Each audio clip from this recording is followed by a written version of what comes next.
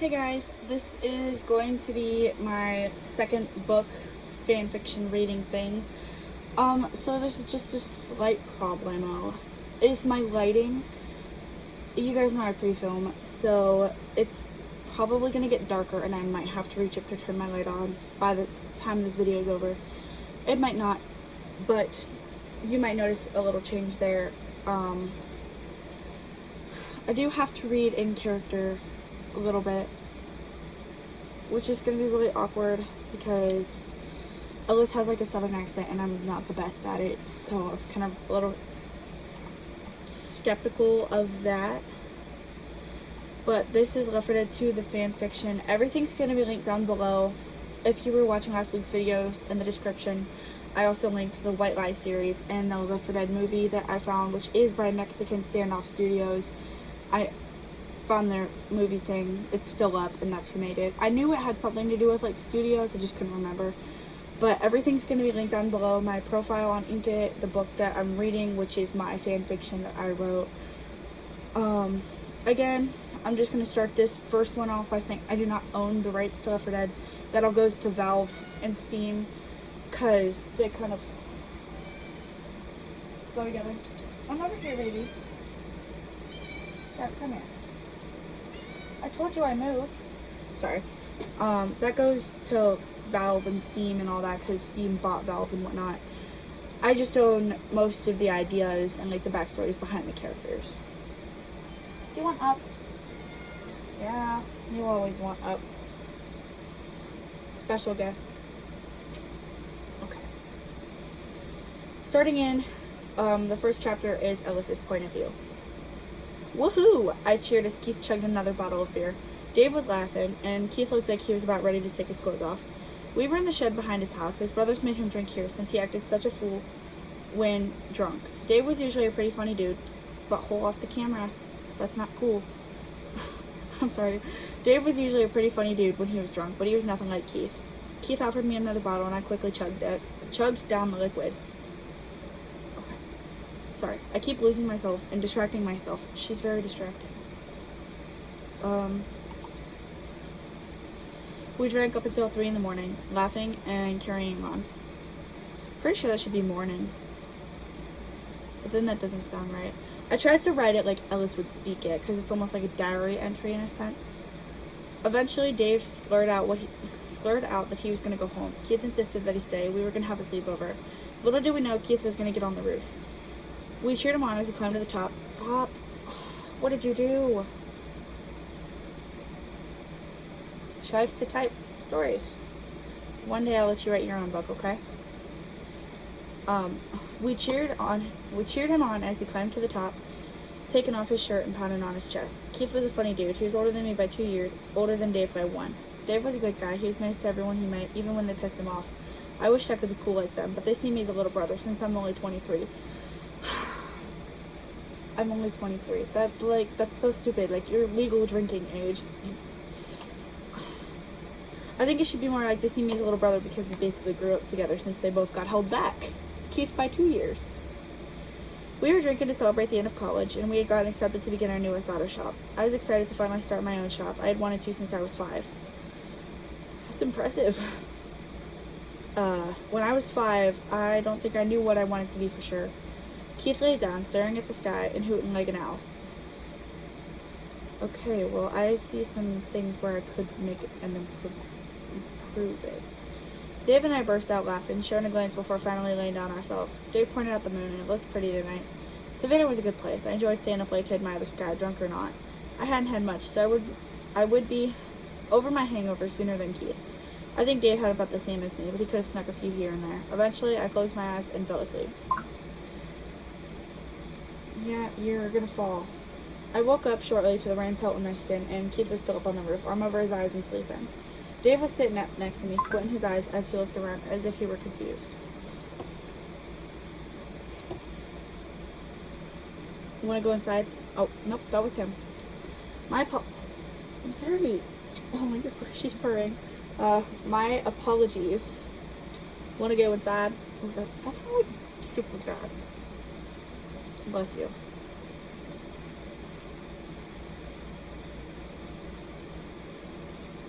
Yeah, I said bless you. What more do you want? To eat it? Want to go inside? I ask, and he nods. Ooh, that's a bad accent. I'll get better. I haven't used it in a while. We make our way inside, leaving Keith outside in the rain. He'll come down when he's ready. He once was on a roof shooting crows. He was going to camp up there, and the police were called. They were tear gassing him, and when they finally got him down, he screamed for a year every time he opened his eyes. Can you stop? That feels weird. She's tickling me with her tail. Oh, my screen froze.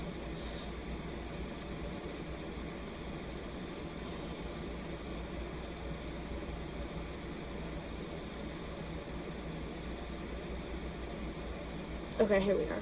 My screen froze, and then it glitched. By the way, this story is actually one of Ellis' stories from the game. Dave and I laughed at him, but then it was annoying, then it was sad, but then it was funny again. Keith had to see a therapist to get over it, which made it funnier. This time, though, he's on the roof of his own home, so nobody could make him get off of it. Dave and I crashed on the couch, and he snored quite loud. We were all single, waiting on the right woman to come save us from our antics. I had a few flings, but none of those went well. I think there was a girl named Susie he dated. Dave would probably find a girl last. He was a heavy-set man, and that snore. Man, if I want to strangle him, what would a woman want to do? That is so rude. Like, that's low-key fatist. If that's a thing. Butthole off the camera, babe. And your feet!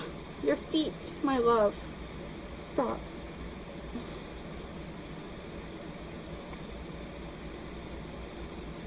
Just sit up here or go sit in the window or something. In the morning, Keith came in, huge bags under his eyes and his beard and hair soaked from laying out in the rain. I was awake, eating a bowl of cereal. We had welcomed each other into our houses so many times it was like we had 3 houses. We knew where everything was and we knew every crack and corner like the back of our hands. I hate that saying because it's like, does your hair have cracks on it? And corners on it. I mean, I guess it kind of has corners, but like cracks. I guess they do have cracks too. Kind of depends. It was nice having buddies like that to rely on, and they really came in handy when people were preparing to fight. Yeah, Ellis, because grown men and women fight each other. Some do. But that doesn't mean they're grown. Keith looked mad that we left him outside, but then he smiled when he saw me. Aw, kid, last night was great. I nod. The cereal not settling on my stomach properly. I know I shouldn't eat with a hangover, but my stomach was rumbling for some reason. Keith sat next to me, watching Dave sleep. Keith was like my older brother. Well, not in a realistic way. My older brother Josh wasn't really in my life all that much anymore. He ran off to start a restaurant. Gotta make up your mind. You can't go wherever you please. Also, Josh never really liked Keith. He said he was a bad influence, but he wasn't. I remember Keith not letting me drink with them since I was underage, although my mom was there, so that could be the reason why. Dave woke up around noon, rubbing his eyes and looking around. Ah, we're here. Keith nods. I'll take you guys home if you want. Nah, man, you're still hungover. I'll take Ellis home. I don't want to go, I protest. Oh, there we go. Now the accent's coming out. Just not when it's supposed to. I want to hang out here. Ellis, Dave pleads. If you don't get home, your mom will begin to worry. She knew I was partying with y'all. I frowned. Why do I gotta go home early? Buddy, I'm heading to bed after I drop you off and get home. Dave stands up, stretching before offering me his hand. Let's go, dude. I sigh, setting my bowl down and standing up too. I waved to Keith and followed Dave outside, climbing into his truck as he starts it. Neither of us bothered to wear our seatbelts, and I could tell Dave was tired. If anyone in our friend group was going to go somewhere in their life, it'd be Dave. He was smart and he worked hard. I feel like Ellis has like a love-hate relationship with this guy. Like first it was like, oh well, he's probably going to struggle to find a woman because he's fat, and then now it's he'll do great things because he's a good guy. Weight has nothing to do with what kind of person you are, though. He dropped me off at home. I still lived with my mom. Well, sort of. I bought a place with her help, and I would pay her back as soon as I could. Also, I'm not just waving my hand. She's playing, and I'm almost entertaining her because now she's in a bad mood. Because she's bipolar. I still lived with my mom, well, sort of. I bought a place with her help, and I would pay her back as soon as I could. I was still packing to leave this place, but I would visit often.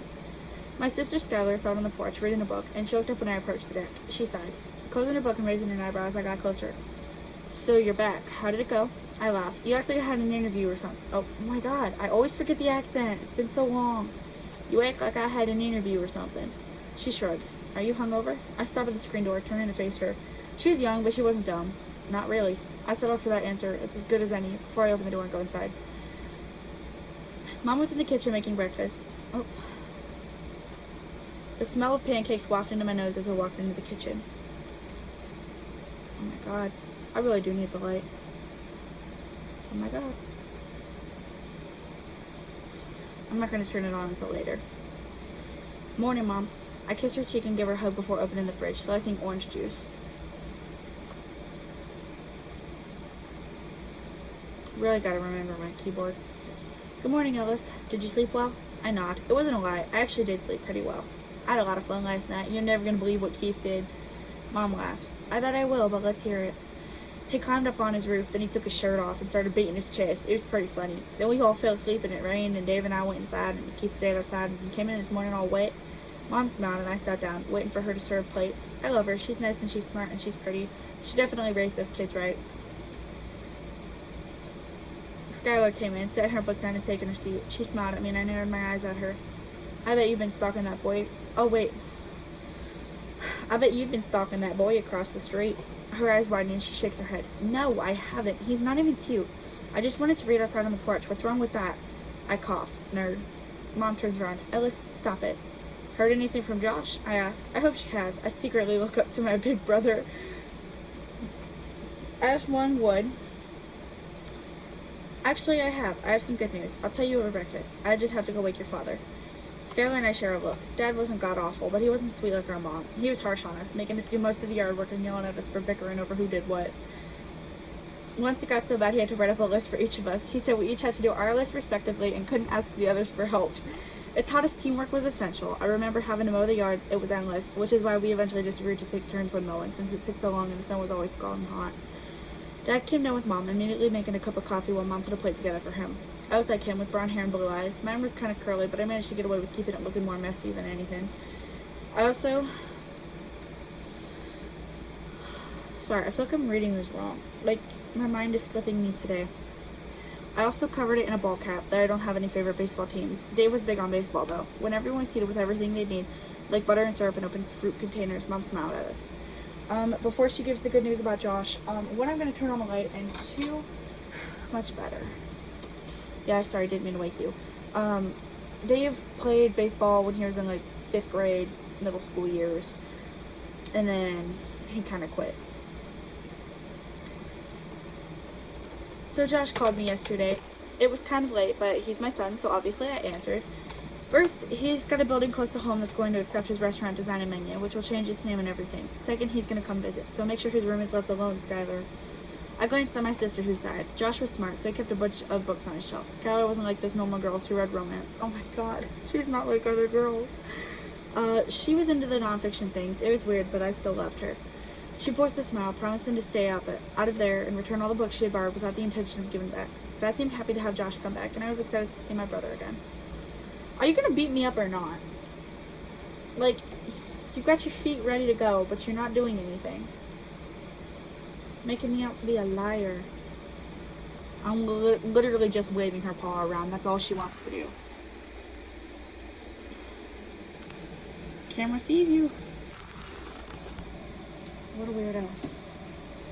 Never though. Oops, sorry. Didn't mean to cover you guys up.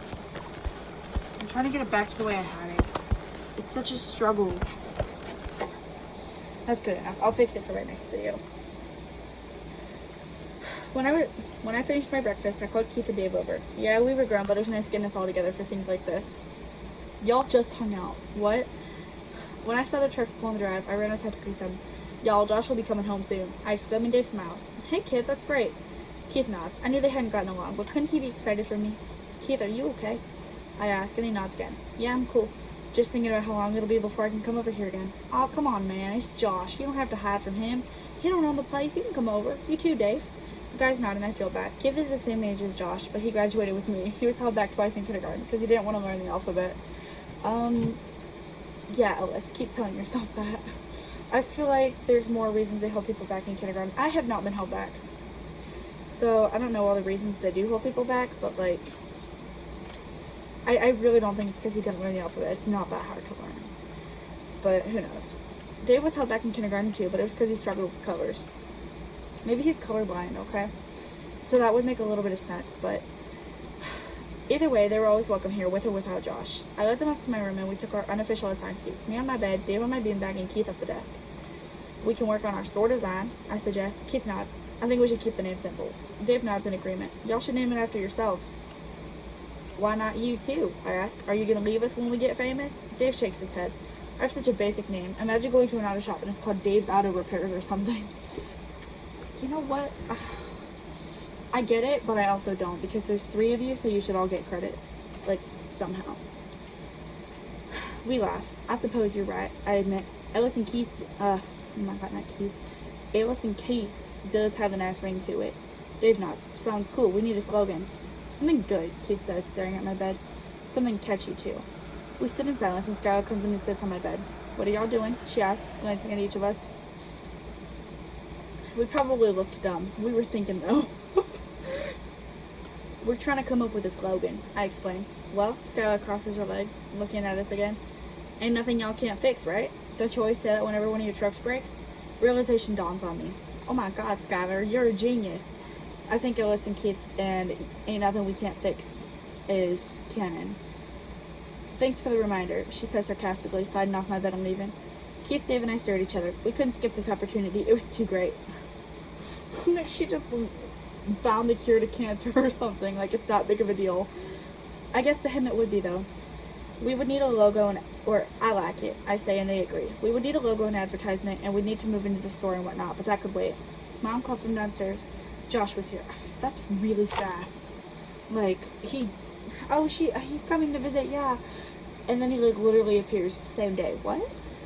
Whatever. It was early, so he probably was up all night on a plane or driving or something, but I ran downstairs to see him.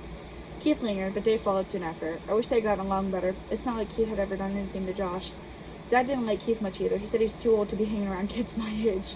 But he was always respectful when Keith came here. I wasn't going to dwell on that, though. I wanted to see Josh. It had been way too long. Thank God that concludes... Oh, stop. You almost deleted stuff. Yeah, that would have been bad. I have short-term memory loss. Say hello, everybody. Yeah, don't... She's dramatic. Don't listen to her. She thinks she's dying. Yeah. That is it for Ellis's point of view, though. Low-key, thank gosh, because I can't do the accent anymore. It's not coming to me. And also, the video is way longer than I intended for it to be. But thank you guys for watching. Next week is going to be Rochelle. I hope to see you guys. All the links are going to be in the description. Thank you for watching. Bye-bye.